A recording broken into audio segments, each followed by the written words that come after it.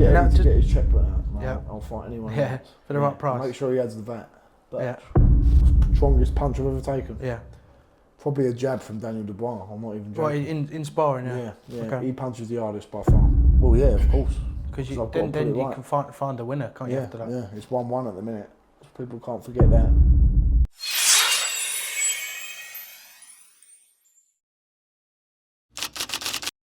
Hello and welcome to Sporting Talk in conjunction with Fight Lens. I'm here down at Crown's Gym with the Romford Bull, Johnny Fisher. How you doing? I'm good, thank you, my friend. Just done a really good little seminar, boxing walkthrough with some guys here at this gym. Unbelievable facilities, by the way. Brilliant. I mean, in a great place in London as well, so really well connected and I've had a really good time. Great people. Good. Your fight now, it's been confirmed with Herbert Matovu in Monaco, December 6th. How's the preparation go? You mentioned before it's a bit different this time. It's brutal. I'm brutal, not gonna lie to you, it's brutal, but enjoyable because I'm doing something that I love. And when I was a boy, when I was at university, I was doing this all for fun. I still am. That's what you got to do. You can't be in this game unless you're enjoying it because it's too hard to do if you don't enjoy it. And I'm still enjoying it. I'm learning all the time, as you said. Got a new camp, new trainer in Tony Sims, and it's very hard, but that's good because I'm seeing the benefits of it already. What's Tony added to your game since he's took over training you? It's the placement of my feet has changed a lot in terms of how my stance is, actually putting some thought and process into where I'm putting my hands, when I'm going to throw shots, where I'm going to walk and what parts of the ring I'm going to operate in. So ring generalship, ring craft as they call it. And the intensity of the training has just stepped up. I mean, he embraces the strength and conditioning side of things a lot. And yeah, we're up at 6 a.m. running, we're up at 6 a.m. doing the assault bike, and we're training again in the afternoon. So it's literally training. Go home, eat, relax, watch a film, go to bed at 7, 8 o'clock at night, and then wake up and do it again. So yeah, it's intense but enjoyable. Because you're looking great. Are you feeling stronger as well than you ever had before? Well, I'm hitting numbers that I've never hit before. In terms of the watt bike, we do a lot of stuff on the assault bike, as well. And I think the most watts I hit pre-Babbage camp, which is probably my best performance, was 2,300, 2,400, and we've surpassed that already. And I'm only in my second week of camp, but it's testament to the work we put in before this camp started. I mean, I've been training with Tony since sort of June and July time now, so we put a lot of background work in as well. What does a successful night that look like then on the 6th of December, yeah? Victory. I've always said it. It doesn't matter how the victory comes, if it's a knockout in the first round or it's a points win and it takes 10 rounds. Winning is everything, winning is momentum, winning is moving it forward and getting us back on track to where we need to be. And, coming off the back of the defeat to Dave Allen, what was your initial feelings after that, and what have you done to make sure that you come back stronger? Well, when you win a fight, you wake up the morning after and the few days after. Sometimes I forget that I've actually won the fight and I wake up and it takes me 10 seconds to realise, and it's the best feeling ever, the relief.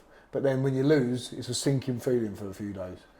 More so the way that I boxed, I wasn't happy with, and that's not a blame on anyone, that's me, myself. I take ownership for the way I box because I'm the captain of my own ship, and I thought that was the right way. It obviously wasn't. My style is to be confrontational, to be attritional, to be fit and explosive, and I didn't train in that way and I didn't have the game plan to fight that way. So it was a feeling of I'm kicking myself because of the way I box, but also optimistic because I know that's not the best version of what I am. That version of me in there is not the Romford Bull. That was a version of me trying to box in a way that's uncomfortable.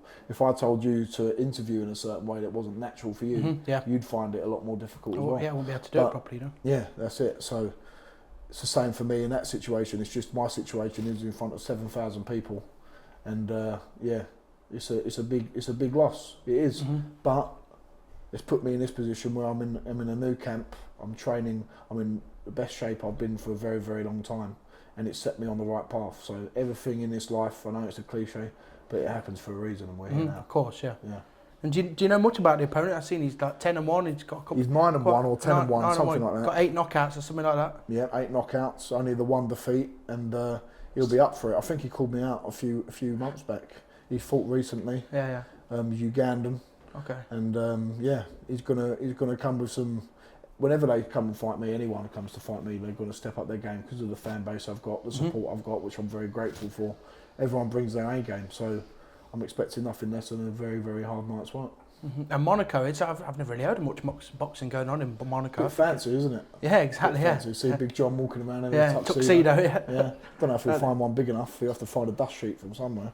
But yeah, I heard so they're going to actually make him a T-shirt that looks like a suit because you've got to wear a black tie. So I think that's the way around it. But yeah, Monaco, obviously a great place in the world. I mean, when people think of Monaco, they think of the high life. They think of fancy dinners and things like that. It's a great principality and a great part of the world, and I'm excited to go and grace them with the Romford Army's presence. So I'm sure they'll be shocked by some of the clientele we bring over. But, exactly. How many are you expecting? It's only a small venue. I think it's only a 500 Really? person venue, but we've managed to get our hands on 100 tickets. We could have done 500 easy. We could have done 1,000 if we really started pushing it. But it's quite an intimate venue.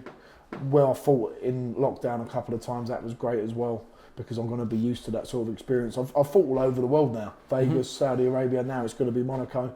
So I'm not, I'm accustomed to fighting in different places all over the world. So this will be no different. And I'm excited to tick it off the list, or the bucket list of places 100%. That I've been and I've boxed in. So I'm very grateful for that. Where is one place you want to box that you've not boxed just Twickenham. Yet? Twickenham, yeah. Twickenham yeah, you're big Stadium. rugby fan, aren't you? Yeah, big football. I'd love to box at played Twickenham. before as well. Wimbledon, that would be great. I don't think they'd be very forthcoming in letting boxing people come and turn up at strawberries and cream and all that kind of thing. Lord's cricket ground. I don't know how that would be, but I love my favourite sports are cricket and rugby.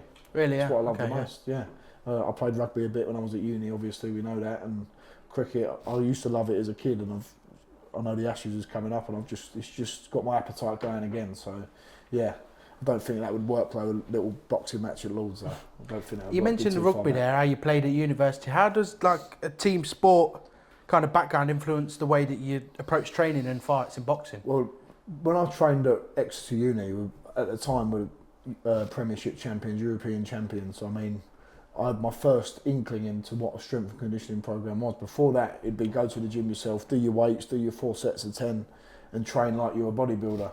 That was the first time. I didn't really get it at the time. We was doing explosive movements, functional, dynamic training. But now training with Sonny, which I've done for the last 3, 4, 5 years, having that little bit of knowledge of that has helped me now. And although at the time I didn't understand it, it's allowed me to understand it now and take an appreciation for it. If you want to be a good boxer, and especially a heavyweight boxer, you've got to be a fantastic athlete first. Sure. Because you've got to be powerful, you've got to be explosive, you've got to be super fit, you've got to be able to do all them things on top of what the other guys have to do, because it's everything in boxing but times 10. Because everything's harder, everything's bigger, everything's a little bit more explosive and powerful. So yeah, doing that little bit of strength and conditioning as a rugby player and the physicality of that in general has prepared me for where I am now. And I say you've done a lot of different training, and now you've got a new trainer and stuff like that. Yeah. How are you feeling going into the fight? Are you more confident than you was, say, for the Dave Allen rematch? I'm always confident. Confident, but there's a difference. I think I was too relaxed before, not overly confident, but it was too casual, everything about it. It's a boxing match, it's a fight. And I was sort of just happy to think I've got to relax, got to coast, it's got to be okay. It can't be like that. That's not my style. It's got to be a confrontation. It's got to be an attrition. It's got to be grueling. If it's not grueling for me, it's got to be grueling for them. So, yeah, there's a little bit more of a onus on making sure I bring the fight, and not just trying to work my way through it and get through it. It's got to be, I've got to do some damage. That's what it's got to be. So you think your mentality's changed then? It's not that it's changed, it's that I've re-honed it. Yeah. My mentality, if you look at my early fights, my first 10, 11 fights, even to Babbage, is seek and destroy. Yeah. And that's what I am. Seek and destroy. If I don't destroy you, at least you're going to be absolutely shattered by the end of it, so you can't get me out of there, That's the mentality that's got to be.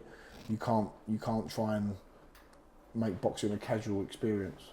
Because you compared yourself to cold night, rainy night in Stoke. Yeah. What makes you such a hard opponent for anyone? Well, when I'm on my game, when I'm fit and I'm explosive, I'm naturally an explosive and aggressive person. Not a person, a boxer. I'm not an aggressive person really. Nothing more than sitting in my house and doing nothing. But when I box, I've got an aggressive streak in me, and that's hard to deal with because I'm willing to throw my whole body into it. And I don't believe in this. I don't it's never really been my style before the last fight of dilly-dallying around and moving back and giving away the ring. Yeah. That's not my way. And that's a hard night's work, because as a heavyweight, if you've got a heavyweight in front of you who's going to be making you work, it's hard work from the get-go, because it's not just about the physicality, it's testing your fitness as well. Mm-hmm. Did you have to restore quite a bit of confidence after the defeat? Or did you never really lose too much? Because I guess that's the game at the end of the day. That's the game. I didn't lose any confidence, because, listen, you get hit by a 17, 18, 19 stone man, you're going to know about it. Yeah. That's the game we play. It's pretty simple. It's happened to a lot better than men and better boxers than me. I think of Lennox Lewis, Mike Tyson, Muhammad Ali's been dropped, has been down. It happens to the best of the best, and I can't think that I'm any more important or better than them guys. So, it's more about how you respond and how you react. And if I'm anything like the man I think I can be, this won't be a setback. It'll be something that puts me on the right path. Because I think when you spoke to Owen before, you told him that you had no outside contact in the camp. You know, you locked your phone away from everything.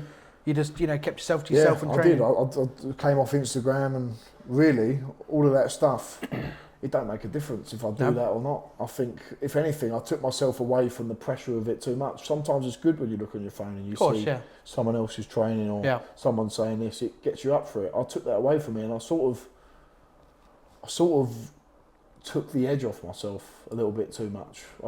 But that's, again, I'm 14 fights in now. That's experience. I'm thinking that I'm doing the right thing, taking myself away from the combative nature of boxing and the build-up of it. But maybe I thrive in that situation where there is pressure. I've always operated well under pressure when it comes to my academic life and under exams, and why would I be different in boxing? I don't know. So, I'm learning as I go what the process is, and we're here now. Because how do you balance the life outside of boxing? You know, when you're in a camp so intense in the lead up to a fight, how do you balance your family life and everything like that? I don't really do anything outside of training once I'm in training camp, and that's a contrast that you need to have, which I didn't really used to have. You need to have, when you're out of camp, you train 3 times a week with your boxing trainer. You might do a couple of sessions with your strength trainer, but when you go into camp, there's no other life outside of it. It's all boxing focused. So, like, even today, this is probably the most extent of what I've done since being in camp, of going out and doing stuff. So if there's any media facing stuff that's essential, you've got to do it. But there's nothing outside of boxing that you've got to shut yourself off. That's the contrast that needs to happen. Will you be heading over to Monaco before the fight, a couple of weeks before, or are you going to just train here? It's only an hour away on the plane. It's not as if there's there's not much time difference. I think it's an hour, if that. Yeah, so it's not too... The one thing I did think with Saudi, though, I got there a little bit too late, because I got there on the Tuesday of fight week because of some flight difficulties, and that's a 3-hour swing. It doesn't sound like a lot, but it still makes a big difference. Well, if you fight in Vegas or Australia or something like that, obviously you've got to be there. Yourself time. We'll do your whole camp there. Yeah. And that's one thing I do want to do. I really want to fight in Australia. Really, That'd be great, Hopefully no issues. Hopefully no issues. What was the problem anyway? What happened?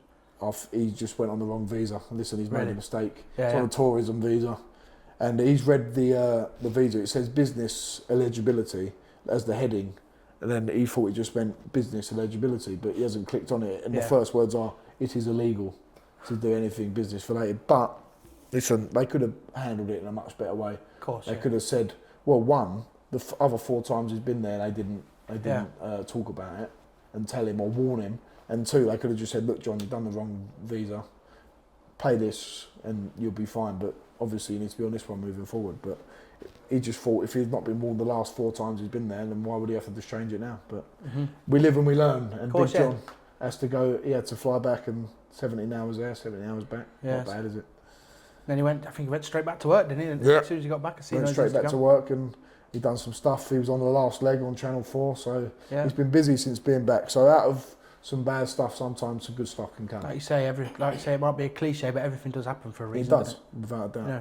How important is it having like a fan base like that and your family on your side, to support you as well, not just support you behind the scenes, but on social media as well, get your name out there? I think my dad plays a massive role in that. I mean, when I first started off on my first few fights, I was still selling thousands of tickets, but when Big John became an enigma of what he is, that obviously helps, and it draws more eyes to you, and hopefully when I box and people from the boxing community draw more people to him. But he's gone to another level of stuff now going on. Piers Morgan, he's been on Newsnight, he's been all on all different channels, and he's really entering the mainstream, and people are gravitating to him. Yeah. So long may it continue, because, and it's not just him, it's my whole family. Of course, yeah, everyone. I see even your mum, she's on Instagram and she's doing videos. She works now. for me, she's part of my business. Yeah, she's doing not only the stuff around my house, but she's a big active part of the company as well. Mm-hmm. So she's one of the shareholders and helps make decisions for me. And my brother does all my social media. And Hetty works for me. Even things like her, she helps me walking the dogs and stuff like that. And that takes a little bit of stress off of me. So yeah, and William, he's just the crazy one who comes to the fights and gets everyone going. Wicked. And what would you say now is your 5-year plan then for the Romford Bull? The 5-year plan. It's hard to know, because my whole life I've never planned ahead of what I want to do. But 5-10 years, where do I want to be? Once boxing's out of the way, I'd love to have a little farmhouse somewhere in the Cotswolds or Devon or Cornwall. And the quiet life is the life for me moving forward. Mm-hmm. I mean, I come from a great family. We've had some crazy times, and I do like the hustle and bustle of it. But it's nice to have your little. There's no place like home, and I'm very lucky to have my own house and live there. But I think something about the West Country or the Cotswolds, something like that. It's just peaceful, isn't it? Yeah, it's peaceful and just living there, living the simple life. The simplest things in life are the best. Mm-hmm. Roast dinner, walking the dogs, chilling out, waking up and having a cup of coffee. The simple pleasures of life are always the best. Don't complicate things. Yeah. I tell you, that's how I'm not bothered about doing anything crazy. I'm just simple, No, same as me. Listen, I say that, and my dad's Big John, and we do some crazy things, and it's amazing. But I love that. That's brilliant. But he's the same. There's nothing better than being in your house on a Saturday night.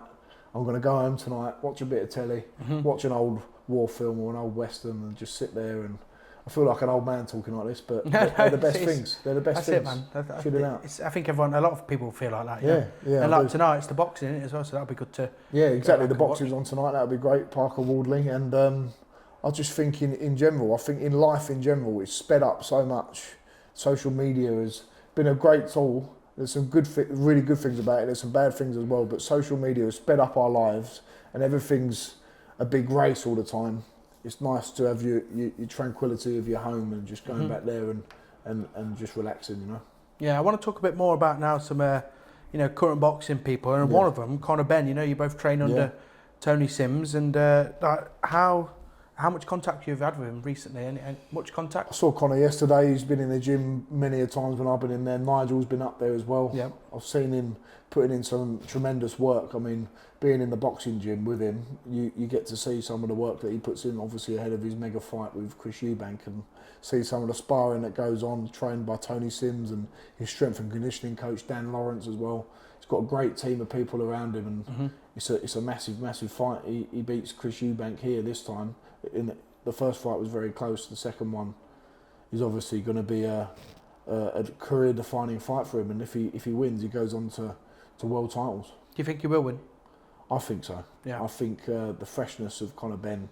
I mean, Chris Eubank's 35, 36. He's not getting any younger, is he? And it's hard to make that weight at that age as well. I mean, 100%. Chris Eubank put on a tremendous performance in the first fight. So did Conor Benn. One of the best fights I've seen in a long time live. And it was 1 or 2 rounds in it. I've been in a fight where there's been 1 or 2 rounds in it. And all it takes is Conor Benn to have 2 or 3 more good rounds, and 100%. he wins the fight. If there was another 2 or 3 rounds in that fight that we just see, might have come on strong. It might have come strong. It's the old school 15-round fight, so they used to have in the day. Yeah. Would you do a 15-round fight? I would if the money's right. You've got to pay you a bit for that. I've got to pay my bills, got to pay my mortgage, so But I'd rather them all be 4-round fights for me. Really, That'd be nice and easy.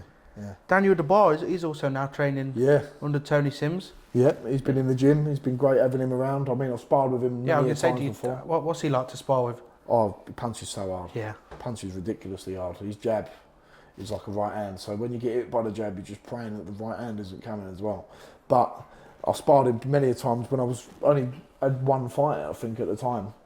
When we was based in Tibbs' gym, Dubois was there for a little bit. But yeah, an amazing character as well. I mean, he's really funny to be around as well. And you can even just see that in his interviews. Yeah. He's just a funny lad. He's a funny guy, and he comes up to training in his Porsche, pulls up. He loves boxing. Yeah. He loves it. and he's obviously going to be in some mega fights. Had a great run against Hergovich, Miller, and Joshua. I mean, taking out some amazing names there, and then fights the best of the best. And it comes up short, but he's got a massive future ahead, and he'll get his hands on a world title again, I'm sure. Definitely. And what's been the biggest thing you've learnt from guys like Benn and Dubois since training alongside them or seeing them in the gym, day to day or whatever you do? They're a little bit. They've got their tunnel vision of what needs to be done. I mean, Daniel, he's tunnel vision, and Conor Benn obviously got a huge fight coming up. You have to be a little bit selfish sometimes with how you spend your time, and maybe I've been guilty of that in the past, of trying to do too many things and put my fingers in too many pies. But a training camp's a training camp, and it's not just Conor and Daniel I'm learning that from. It's Tony Sims, the professionalism of the man. Yeah. He's fanatical about boxing. Sparring happens, it's already recorded and upstairs, and he's watching it straight away. All the little finer details of being a professional. Going to that level and being around them guys, you learn about what being a professional really is. And I couldn't ask to be under the coattails and behind them sort of guys. They're at the top of their game, and that's a great position for me to be in, behind them guys. Of course, because you did some training with Dave Allen, didn't you, before? Yeah. How was that? And yeah, it was really good. I went up there after the fight, a few weeks after. Saw Jamie Moore as well, a terrific trainer. Yeah. And it was just good to touch base. I mean, before anything in life, you've got to be a good sportsman if you're a boxer. And for me, going up there, it was just to show that, yes, we are rivals, and we probably will fight again one day. Hopefully. But, and we'll get the third fight on, but you can still be a sportsman. You can still conduct yourself in the correct way. And it was good to go up there, see all them boys in Manchester, and Jamie Moore. I just got to give a shout out to him, and Nigel Travis as well, two great men. What did you make to his fight with Mac? Didn't watch it. Did you not know? No. I was watching something else on the telly. I can't remember what it was, but a Western. Yeah, probably a Western. Probably the good, the bad, and the ugly. Yeah. But yeah. Do you want eventually the trilogy? Well, yeah, of course. Because then you can find a winner, can't you? After that? Yeah, it's 1-1 at the minute. People can't forget that. But yeah, my life don't revolve around Dave Allen. That's what people got to remember as well. I've got my own career. I'm 26 years old. I've got 10 years left in this game if I want. 100%. Probably want 6 or 7 years, and then I can get on a boat in Monaco rather than getting in a ring in Monaco. But we'll see. One day we'll see where the landscape takes us, and I've got full confidence in myself. And any man I get in the ring with, that I'll put up a good fight. Have you got a dream opponent one day, whether it is in 5 years, 10 years? Big John. Big John, for the Misfits heavyweight world title. Yeah, fair enough. 3 Chinese all round. That'd be great. Win it, yeah. Easiest fight possible. My dream opponent is the easiest fight for the most money. Yeah. But no, I'm joking. To talk to Turkey, see what you can cook up. No, I just want to. My role as a professional boxer, a British heavyweight boxer, I want to give people the best value for money. I want them to come to a fight and be entertained and know that they're going to get blood and guts, and I'm going to give it 110%. Whoever that is, anyone on the planet, if the price is right for us and my fans want it, we'll make sure it happens. Speaking of blood and guts, Derek Chisora, he's going to have his 50th fight in December. I don't know if it's been confirmed who he's fighting. Dillian White, is it? Or? Well, Dillian White's been bandied about. Zhilei Zhang's been bandied about. Yeah. So there's a few different names. I think with Derek decides what he wants to do and when he wants to do it, and it can be done on paper. But if Derek says it's not happening, it's not happening. I saw him a week ago when we was doing something on the Parker Wardley fight, and he's still a little bit unsure what's happening himself. Really, so I think he's quite difficult for the promoters to work with because he is his own man. He isn't a yes man to anyone, and that's what people know when they watch Derek Chisora, and they're going to be in for an exciting fight. But I love him. I think he'd want to put that Dillian White fight right, because I know he got knocked out in the second fight with that. The first one was a close one, could have gone either way. But yeah, I think he'd fancy his chances in the third fight, and he did say that himself. And he's looked good, isn't he? The last two times he's fought. He's beat Otto Wallen, and he's beat, who's the other guy? Joe Joyce, was it? Joe Joyce, yeah. And Joe Joyce I saw Joe a few weeks back as well at his birthday party, and he's looking in incredible shape. And he was just on a good trajectory, and he took him apart. But I think Joyce will get back in that fold as well. He had a good performance against Hergovich. Everyone's saying, oh, he's finished, he's that. But he really looks like he's put himself in a good position now, with his training, with his nutrition, and I think he could have a little twilight ending to his career. Another heavyweight, Moses Itauma. Who do you think he should fight next? What's perfect? I think fight? Herbert would be a good Really, matchup for him. But if I was in Itauma's position, that's a hard fight. Really? I don't need to fight that. Mm-hmm. I think someone like Pulev he's been linked with, that's a good name. It's disrespectful to say an old dinosaur because he's not. He's still he's a veteran. He's a veteran of the game, so it'd be a tough test. Someone who's been around the block with some of the best in the world. But that would be a good name for him to fight. So, Tony Bellew said Andy Ruiz is the perfect fight, stepping stone. I wouldn't cast Ruiz as a stepping stone. I would, because one week he was one fight he was turning up like overweight, and then the next fight he was trimmed out. You don't know what you're going to expect. You don't know what you're going to expect. It's incredibly fast hands as well. They tried to link Itauma with Frank Sanchez as well. I think it was the South African, Cuban southpaw. And that's a difficult match. It's just a fight that Itauma doesn't need to take. I mean, he had a good performance and a good win over a credible name in Dillian White. He can call the shots a little bit now, and he's a 20-year-old man. He's got plenty of time on his hands. He's got no rush at all, and I'm sure we'll be seeing him at the top of the heavyweight division for many years to come. Main eventer.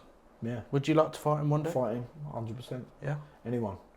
Good. Get Eddie to get his check put out. I'll fight anyone. Yeah, for the right price. Make sure he adds the VAT. But I just wanted a quick fire, a bit of a fun, to end it. What's the strongest punch you've taken? Strongest punch I've ever taken? Yeah. Probably a jab from Daniel Dubois. I'm not even joking. Right, in sparring, yeah. Yeah. Okay. He punches the hardest by far. Yeah. And funniest boxer you've ever met? Funniest boxer I've ever met, Tyson Fury. He's pretty funny. Yeah. His dad as well. When he was up then, He's what they're like on camera is what they're like in person as well. He's nuts in it, but they all are. Guys. Yeah.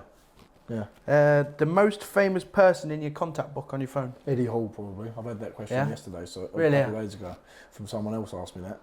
Eddie Hall. Yeah, Is he doing bare knuckle fighting or something now? He's fighting. He's done some mixed martial arts stuff, hasn't he? Yeah, some of that. But I do have Tyson's as well, but he changes his number every couple of years. Really? Yeah. Yeah, Tyson Fury's. But yeah, probably Eddie Hall. I'm a big fan of Eddie Hall, so yeah, he's my favourite. I watched him growing up when I was a kid, and he was never one of the biggest. All them strong men are 6'8", 6'9", and he's down there at 6'3", which isn't small, obviously. Still but big. To them, he's a small guy, and I like his story. And my dad was with him a few weeks back in Malta as well, and a good down-to-earth guy. Yeah. And finally, death row meal. I think you know the answer to this. Yeah.